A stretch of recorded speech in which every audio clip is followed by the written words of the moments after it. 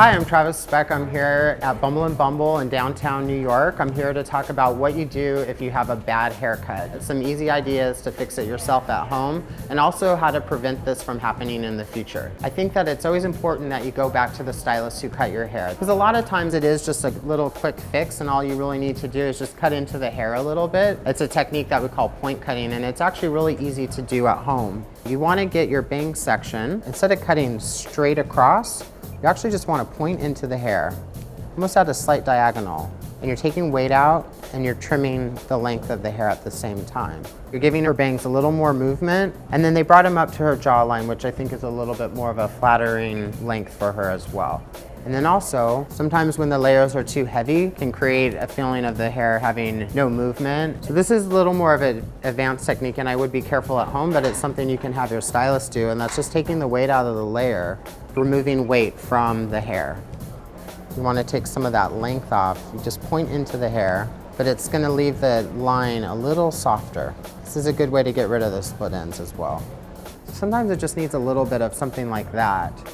Okay, so I'm gonna talk about how to sort of mask the bad haircut with styling. I'm gonna put in a little bit of the Bumble and Bumble prep to wet down the hair a little. Krista has pretty straight hair, but when you play around with it and put some products, a little sort of a cream, a texture cream, and just that is actually giving the hair a lot of movement, and it kind of masks what you don't like about the hair. And it also looks very like modern and fresh. Another thing you can do is really, if you're just feeling like you want to put your hair back, I'm going to show you a very loose chignon. I like to use, instead of a rubber band, a bungee, kind of anchor it in. I'm going to do something sort of off to the side. I think it's really pretty on her. I'm going to do a little teasing. You just take the hair, wrap it around, take some bobby pins, and then pin it in a little bit of a really light hairspray, nothing with a lot of hold. And then it just gives you kind of just a really soft, natural, fun updo.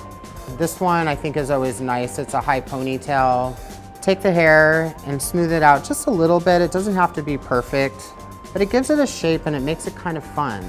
So she has a lot of flyaways, so I'm just gonna kind of with my hand, twist it around. Don't think about it too much.